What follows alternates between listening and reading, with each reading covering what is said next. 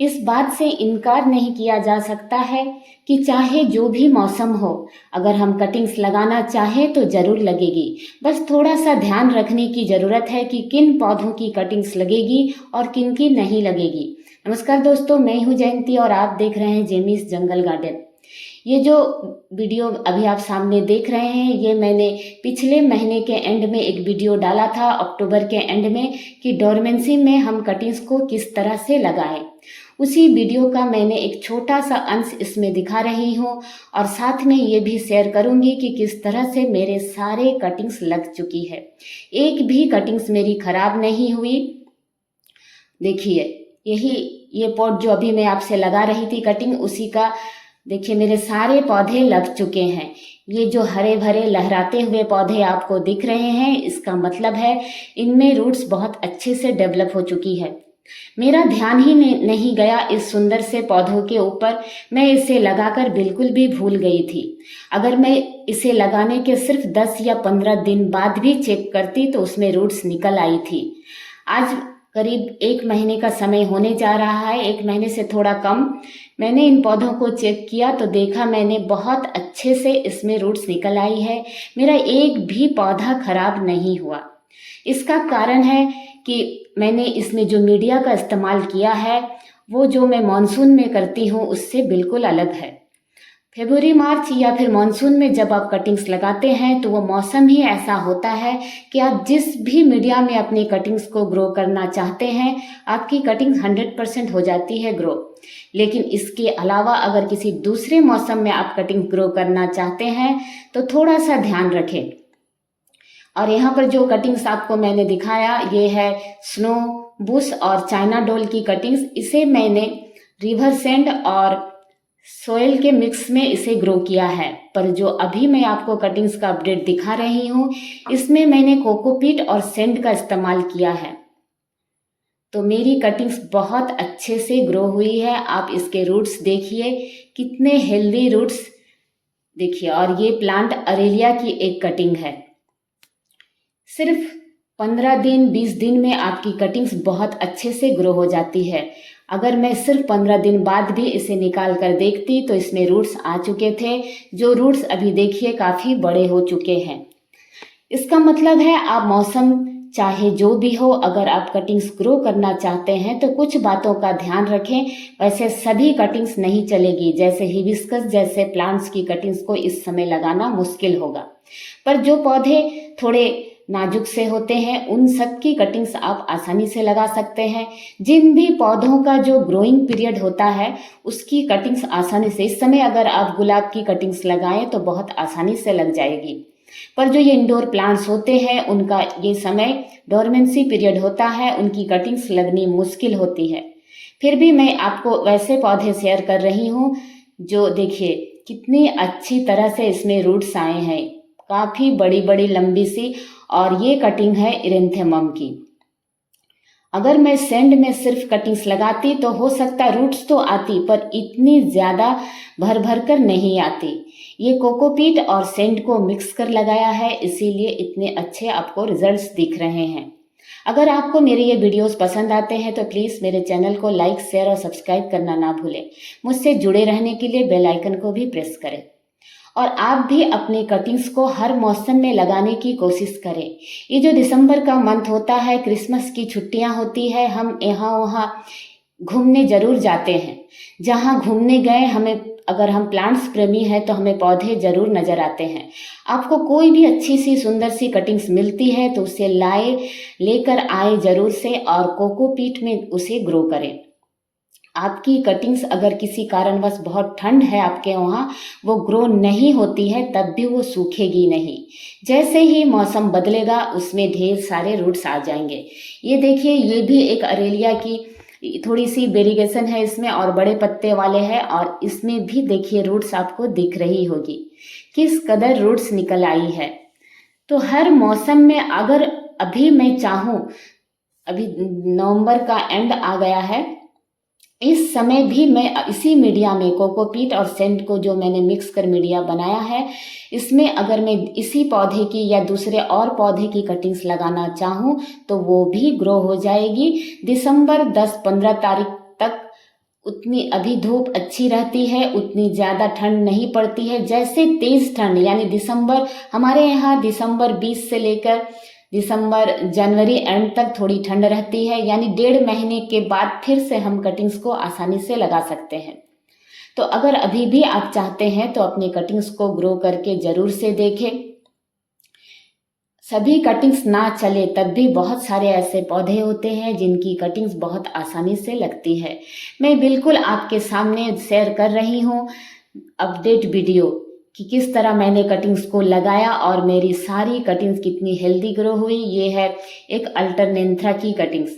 तो ये सब आसानी से लगने वाले पौधे हैं, इसलिए ये लग जाते हैं। अगर मैं हिबिस्कस को भी लगाना चाहूँ तो हो सकता है वो भी लग जाती, पर मैंने ट्राई नहीं किया। जब तक मैं खुद नहीं करूँगी मैं आपसे बिल्कुल भी नहीं कहूँगी कि आप करें। और देखिए कितनी अच्छे से ऐसे जब नए छोटे छोटे पौधों को हम नया जीवन देते हैं तो इस खुशी का अंदाज़ा ही नहीं, बहुत ज़्यादा खुशी मिलती है। और दिन पर दिन आपका गार्डनिंग का शौक भी बढ़ता जाता है। और आप जब कटिंग्स रोज़ रोज़ लगाते हैं और आपकी नहीं चलती है तो सच माने आपको भी गार्डनिंग का शौक लगेगा कि ये काम तो मुझसे होगा ही नहीं। इसलिए ऐसा ये कोई काम नहीं है, ये हर कोई कर सकता है। देखिए ये है एरिंथेमम की कटिंग, अल्टरनेंथ्रा की कटिंग, और इसमें भी रूट्स कितनी ज़्यादा निकल आई है। तो ये सारे जो मैं बता रही हूँ, आज के बाद मैंने बहुत सारे ऐसे कमेंट्स मैंने पढ़े हैं जो कहते हैं कि मेरी कटिंग चलती ही नहीं है। इस वीडियो को देखने के बाद प्लीज़ आप बिल्कुल भी नहीं कहिएगा कि आपकी कटिंग्स नहीं चलती है। कोकोपीट और सैंड को मिक्स कर लगाइए, और जब मौसम ग्रोइंग पीरियड हो यानी मानसून और फरवरी मार्च, तब आप रिवर सैंड और सॉयल को मिक्स कर कटिंग्स लगाएं। उसके अलावा अगर किसी दूसरे सीजन में कटिंग्स लगाना चाहते हैं तो कोकोपीट को अपने घर में ज़रूर से रखें। ये सिर्फ 50-60 रुपये किलो आपको आसानी से मिल जाती है। और साथ में एक छोटी सी डिबिया कटिंग पाउडर की भी रखें जो सिर्फ 30-40 रुपये में आपको मिल जाएगी। और ये है पेडिलेंथस की कटिंग्स। आपको रूट्स देखिए कितनी अच्छे से निकल आई है। ये सारे पौधे मेरे बहुत अच्छे से हेल्दी ग्रो हो चुके हैं और इन्हें मैं दोबारा फिर इसी मीडिया में लगा दूंगी, क्योंकि अभी मैं इसे किसी भी सैंड या सॉयल में लगाऊंगी तो वो उसमें अच्छे से नहीं लग पाएगी, लेकिन इसी कोकोपीट में दोबारा लगा दूंगी तो फिर से वो मेरी लग जाएगी। तो अगर आप भी चाहते हैं किसी भी मौसम में कटिंग्स को लगाना, अगर आपको कहीं से कटिंग्स मिल जाती है और वो है महीना दिसंबर का महीना, तो आप अपने मीडिया को कभी भी सैंडी सॉइल में ना लगाएं, कोकोपीट में लगा कर रखें। किसी कारणवश वो अगर नहीं लगेगी तब भी वो कटिंग्स ग्रो सूखेगी नहीं। जैसे ही 1 महीने का समय गुजर जाएगा और जनवरी एंड फरवरी आते आते आपकी कटिंग्स लग जाएगी। तो आप भी हमेशा कोशिश करें। ये एक ऐसी चीज़ है कि हर किसी से होगी, ऐसा नहीं है कि बहुत लोग कहते हैं कि मुझसे तो लगती ही नहीं है। आज के बाद आप बिल्कुल भी ऐसा नहीं कहेंगे। देखिए मेरे कितने अच्छे से सभी पौधे में, जबकि सैंडी सॉइल में मैं लगाती तो शायद इतनी जल्दी इतने अच्छे रूट्स मुझे नहीं दिखाई देते। ये सिर्फ कोकोपीट का ही कमाल है, इसमें मेरा अपना कोई भी कमाल नहीं है। आप सभी ऐसे करके गार्डनिंग कर सकते हैं। एक से अनेक पौधे बनाकर अपने गार्डन को जंगल जैसा बना सकते हैं। बहुत आसानी से ये पौधे लग जाते हैं। तो आप भी इन सभी पौधों की कटिंग्स को लगा सकते हैं। और इसके साथ देखिए ये जो पौधा है चाइना डॉल का, इसकी कटिंग्स को मैंने अगस्त या सितंबर में लगाया था। इसकी रूट्स पूरी बाहर आने को लगी है।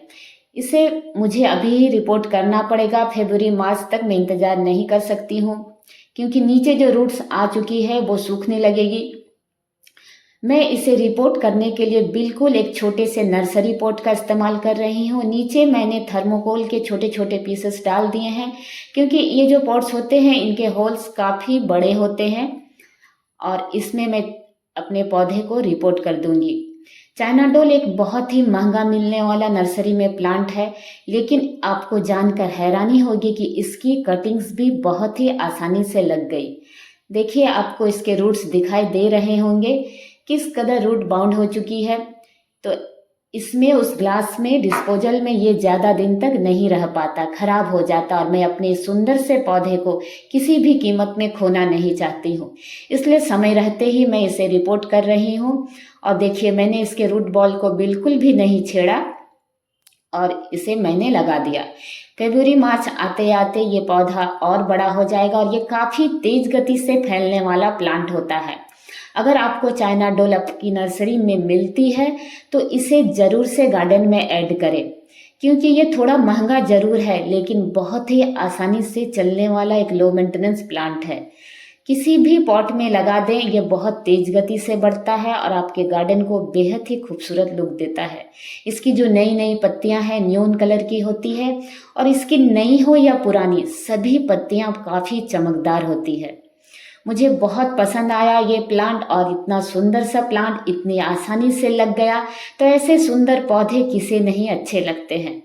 मैं आप सभी से कहूँगी कि इस सुंदर पौधे को ज़रूर से गार्डन में ऐड करें, कोई केयर नहीं। और ये जो सुंदर सा प्लांट देख रहे हैं, ये स्नो बूस का प्लांट है। जिनका गार्डन बहुत बड़ा है, ग्राउंड फ्लोर में जिनकी जगह है, ज़मीन पे जो गार्डनिंग करते हैं, उन्हें तो मैं कहूँगी इस सुंदर से पौधे स्नो बूस को ज़रूर से लगाएं। ये काफ़ी लंबा हो जाता है और उसके बाद इसे बिल्कुल गोलाई में इसकी कटिंग कर दें।